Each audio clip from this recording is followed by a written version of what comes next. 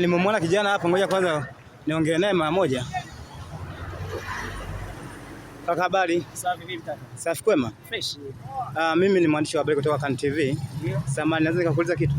Hamna shida, uliza. Asante. Sasa kuna kamsemo sana kametamba mtandaoni, mtakubali.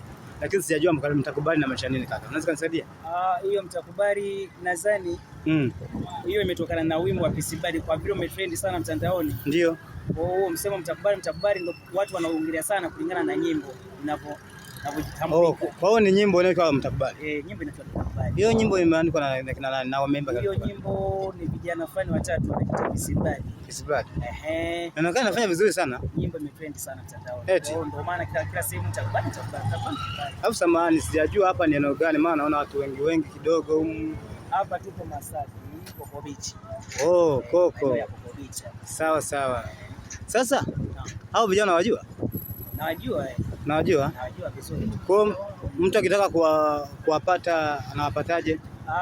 Ukitaka kuwapata unaingia channel zote, wanapatikana kwa jina la Peace Blood. PIS Blood ya damu. Peace ya Kiswahili. PIS Blood. Peace Blood. Peace Blood. Kwa unaandika Peace Blood mtakubali. Nyimbo inapatikana channel zote. Kwa unaipata bila shida? Bila shida. Platform zote nyimbo inapatikana. Asante sana kaka kwa kupoteza muda wako. Tuko pamoja sana. Shukrani.